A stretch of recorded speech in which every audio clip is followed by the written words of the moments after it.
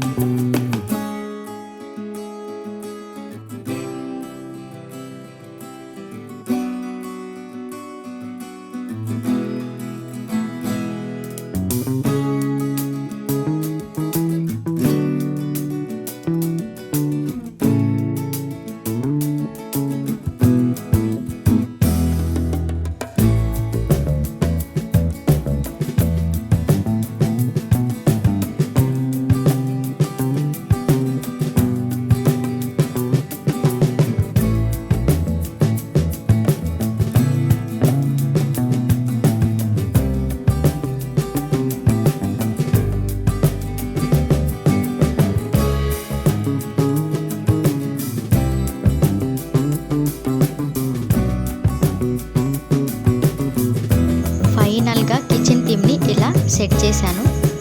ఈ క్యాప్ నేనే చేశానండి, అందుకే ఇలా ఉంది.